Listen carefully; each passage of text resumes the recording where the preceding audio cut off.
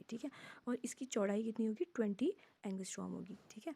और इसके अलावा जब ये जो इनका सेंट्रल पॉइंट है, ठीक है, जो इनका सेंट्रल पॉइंट है ये वाला, ये 20 जो है ये 10 एंगस्ट्रॉम में डिवाइड हो जाएगा, ठीक है। समझ में आ गई बात। अब देखो इससे आगे हम पढ़ते हैं। तो आनुवंशिक जो सूचनाएं होती हैं वो हमेशा कैसे होती हैं, डीएनए से आरएनए में जाती हैं और उसके बाद आरएनए से जाती हैं प्रोटीन में, ठीक है। ये हमारा क्या होता है, एक चेन जैसी बन जाती है। जो भी इन्फॉर्मेशन होगी डीएनए में जो भी इन्फॉर्मेशन होगी वो आएगी आरएनए में, और आरएनए से आएगी किसमें, प्रोटीन में आ जाएगी, ठीक है। तो इस तरह से हमारा ये चेन जो होती है वो बनी रहती है, कंटिन्यूटी बनी रहती है, ठीक है। तो सबसे पहले हो गया डीएनए, फिर उसके बाद मैसेंजर आरएनए, यानी कि इसे हम बोलते हैं वाहक आरएनए बोलेंगे, और उसके बाद इसमें हम बोलेंगे प्रोटीन, ठीक है। तो डीएनए से आरएनए बनने की जो प्रोसेस होती है, डीएनए से आरएनए बनने की जो प्रोसेस होती है उसे हम बोलते हैं अनुलेखन बोलते हैं। क्या बोलते हैं, अनुलेखन बोलते हैं, ठीक है। और डीएनए से डीएनए बनने की जो प्रोसेस होती है उसे हम बोलते हैं रेप्लिकेशन। क्या बोलते हैं, रेप्लिकेशन या प्रतिकरण बोलते हैं, ठीक है। डीएनए से डीएनए बनेगा तो प्रतिकरण, यानी कि प्रति मतलब होता है कॉपी बनना, सेम वही कॉपी बनती है, फोटोस्टेट टाइप, ठीक है। और लेकिन डीएनए से आरएनए बनेगा तो उसे हम बोलते हैं अनुलेखन बोलते हैं, ठीक है। थोड़ा सा चेंज आ जाएगा यहाँ पे, इसे हम बोलते हैं ट्रांसक्रिप्शन बोलते हैं, ठीक है। और जब आरएनए से, यानी आरएनए से बनेगा प्रोटीन, ठीक है, आरएनए से बनेगा प्रोटीन, तो इसे हम बोलते हैं ट्रांसलेशन बोलते हैं। क्या बोलते हैं, ट्रांसलेशन या रूपांतरण बोलते हैं, ठीक है। ये प्रोसेस, इसकी परिभाषा पूछी जाती है कि ट्रांसक्रिप्शन किसे कहते हैं और ट्रांसलेशन किसे कहते हैं, ठीक है। ये हो गया तुम्हारा ट्रांसक्रिप्शन और ट्रांसलेशन हो गया।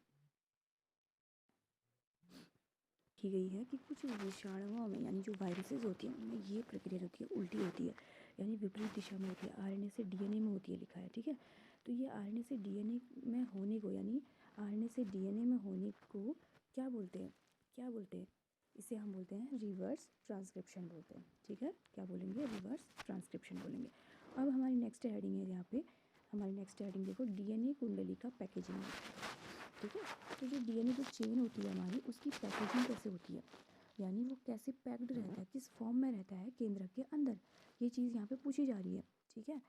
तो इसे हम अभी शॉर्ट में देखिए, यहाँ पे मतलब यहाँ ये पूछा है कि जो डीएनए होता है वो किस तरह से रहता है केंद्रक के अंदर, ठीक है। अभी तक हमने पढ़ा क्रोमोसोम के बारे में, हमने पढ़ा था यहाँ पे, ठीक है, क्रोमोसोम के बारे में स्टडी करी थी। तो क्रोमोसोम हमने ये पढ़े, ठीक है। उसके बाद हमने थोड़ा सा चेन को खोला, तो हमने थोड़ा सा इसके बारे में भी हमने जान लिया कि ये ऐसा दिखाई देता है, ठीक है। लेकिन इसके जो क्रोमोसोम है, जब हम इसको खोलते हैं तो ये हमें इस तरह से दिखाई देगा, जो डीएनए है वो हमें इस तरह से पैकिंग फॉर्म में दिखाई देगा, यानी कि छोटे छोटे जो भी इसके अंदर जो दानेदार जो स्ट्रक्चर्स हैं वो इस तरह से हमें यहाँ पे दिखाई दे रहे हैं, ठीक है। तो ये जो दानेदार स्ट्रक्चर हैं यहाँ पर को, ये होते हैं हिस्टोन, ये क्या होते हैं, हिस्टोन होते हैं, ठीक है। और हिस्टोन जो होता है वो एक प्रोटीन होता है, क्या कहलाता है, एक प्रोटीन कहलाता है। और ये जो हिस्टोन प्रोटीन जो है ये किससे घिरा रहता है, जो ये पतले पतले थ्रेड्स दिख रहे हैं ये होते हैं हमारे डीएनए, ठीक है। मतलब डीएनए एक तागे नुमा संरचना है और उसमें छोटे छोटे क्या लगे हुए हैं, दाने लगे हुए हैं, ठीक है, इस तरह से समझ लो। तो ये हो गए हमारे जो डीएनए की पैकेजिंग हो गई, ठीक है, ये हो गया हमारा।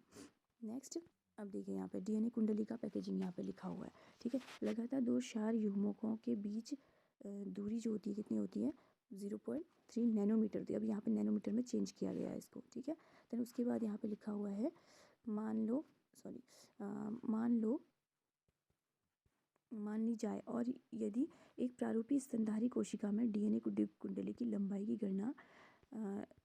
की गणना जो है कितनी होती की जाए, तो यह लगभग 2.2 मीटर के बराबर होगी, ठीक है।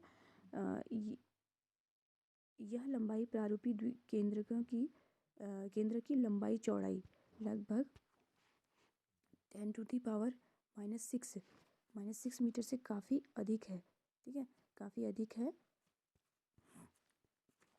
इस तरह एक लंबा बहुलक एक कोशिका में पैकेज्ड होता है, यानी जो पॉलीमर है हमारा डीएनए का वो हमारा इस तरह से बनाया हुआ यहाँ पे होगा, ठीक है, इस तरह से बनाया होगा।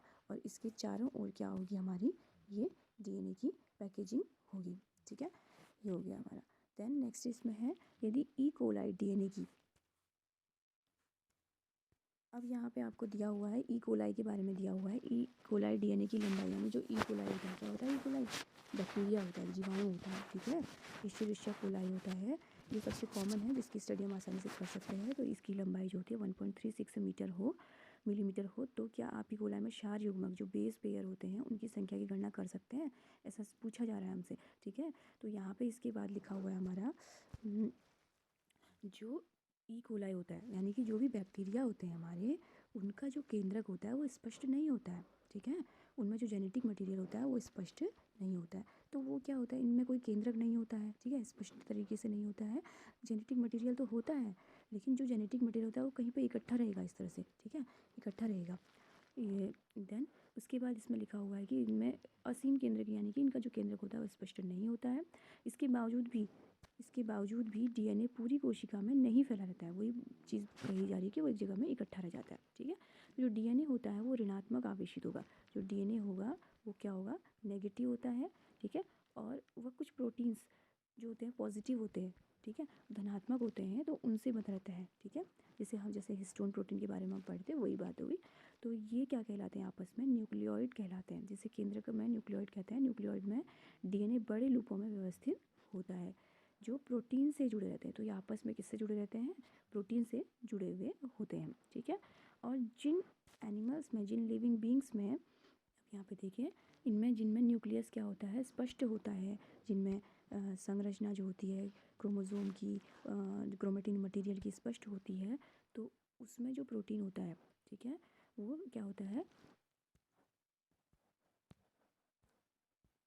धनात्मक आवेशित क्षारीय प्रोटीन का जो ग्रुप होता है हमारा, उसे हम क्या बोलते हैं, हिस्टोन प्रोटीन कहते हैं। ठीक है, जैसे कि मैंने तुम्हें बताया अभी यहाँ पे जो ये डीएनए होगा ये इस तरह से होगा, और बीच में क्या होगा, यहाँ पे ये हिस्टोन प्रोटीन लगा हुआ होगा, और ये कैसा होगा, पॉजिटिव होगा। ठीक है, अब इसके बाद लिखा हुआ है कि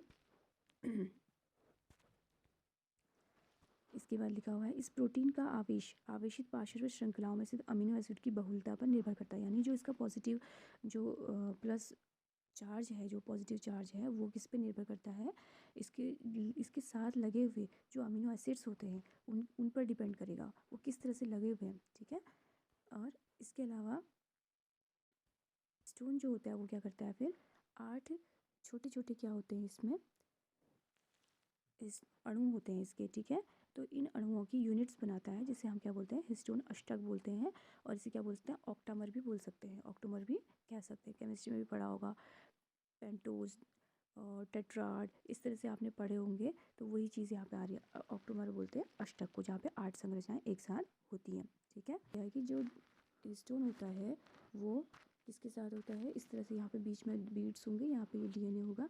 ठीक है, तो ये बीड होगा, तो ये बीड से इस तरह से डीएनए तो होगा नेगेटिव, और हिस्टोन होगा कैसा होगा, पॉजिटिव होगा। ठीक है, हिस्टोन होगा पॉजिटिव।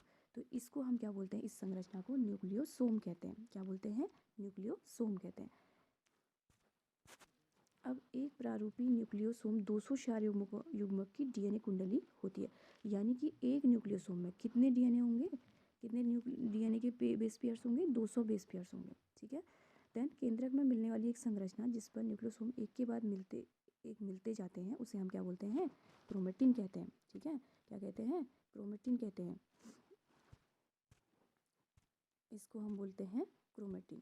ठीक है, हम कहते हैं क्रोमेटिन, मतलब कि एक के बाद एक दाने मिलेंगे हमें। किस तरह से मिलेंगे, जैसे आप माला के दाने देखते हो ना, तो माला के दाने में क्या होता है, एक दाना होता है, फिर चेन होती है, फिर दाना होता है, फिर चेन होती है। तो इस तरह से हम इसे क्या बोलते हैं, क्रोमेटिन बोलते हैं। ठीक है, ये देखो यहाँ पे बनाया हुआ है ना, थोड़ा सा बनाया हुआ है, थोड़ा सा दाना है, उसके बाद क्या है, फिर चेन है, फिर दाना है, फिर चेन है, मतलब छोटे छोटे 8 दाने एक साथ हैं, फिर चेन है, फिर चेन है। ठीक है, तो ये क्या हो गया, हमारा क्रोमेटिन हो गया। ठीक है, तो ये हो गई हमारी डीएनए की पैकेजिंग। ठीक है, तो यहाँ पे अब नेक्स्ट लाइन से देखो आप लोग, ये देखो लिखा है डोरी पर बीड्स सदृश संरचना क्रोमेटिन में कोष्ठित होकर क्रोमेटिन धागा का निर्माण करती है, जो आगे कुंडलित होकर संग्रहित होकर कोशिका विभाजन के मध्यावस्था में, यानी जो मेटाफेज स्टेज होती है, उसमें गुणसूत्र क्या करते हैं, गुणसूत्र का निर्माण हो जाता है। ठीक है, बाद में क्या होता है, डिवाइड होते हैं, जो आपने पढ़ा होगा समसूत्री विभाजन, अर्धसूत्री विभाजन पढ़ा होगा ना क्लास 11th में, ठीक है। तो उसके बाद हायर लेवल पर जो भी हायर ऑर्गेनिज्म होते हैं ना, हायर ऑर्गेनिज्म जो है आपके, वो क्या करते हैं, उनमें क्रोमेटिन की पैकेजिंग है तो अतिरिक्त प्रोटीन की आवश्यकता होती है, ठीक है, अतिरिक्त प्रोटीन की ज़रूरत होती है। तो ये प्रोटीन जो है आपका, इसे हम क्या बोलते हैं, नॉन हिस्टोन प्रोटीन बोलते हैं, यानी कि हिस्टोन के अलावा जो है, ठीक है, उस कोई और प्रोटीन भी हो सकता है, तो उसे हम बोलते हैं नॉन हिस्टोन प्रोटीन बोलते हैं, ठीक है। उसके बाद एक प्रारूपी केंद्र में कुछ जगहों पर क्रोमेटिन ढीले ढाले बंधे होते हैं। अब हम दो चीज़ पढ़ेंगे, दो पॉइंट क्लियर करेंगे। एक होता है यूक्रोमेटिन, एक होता है हेट्रोक्रोमेटिन होता है, ठीक है। तो यूक्रोमेटिन क्या होता है, और इसमें डिफरेंस भी आता है, आपका पूछा जाता है। तो ये होता है आपका यूक्रोमेटिन क्या होते हैं, जहाँ पे हल्का हल्का होगा, ठीक है, उसे हम बोलते हैं यूक्रोमेटिन। और जहाँ पे बहुत ज़्यादा डार्क होगा, बहुत ज़्यादा डार्क होगा, तो उसे हम बोलेंगे, क्या बोलते हैं, हेट्रोक्रोमेटिन होते हैं, ठीक है। ये गाढ़े होते हैं, यूक्रोमेटिन जो होते हैं काफ़ी अच्छे ढंग से बंधे होते हैं, ठीक है। और जो हेट्रोक्रोमेटिन होते हैं वो थोड़ा सा उससे लूज़ भी हो सकते हैं, ठीक है। देखो यहाँ पे जैसे है यूक्रोमेटिन है, इस तरह से बना हुआ है, ठीक है, इस तरह से बना हुआ है।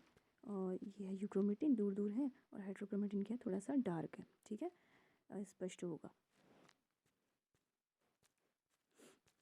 अब नेक्स्ट में हम पढ़ेंगे आनुवंशिक पदार्थ की खोज, यानी जो जेनेटिक मटेरियल होता है उसकी खोज कैसे करी गई थी, उसके बारे में हम पढ़ेंगे, ठीक है।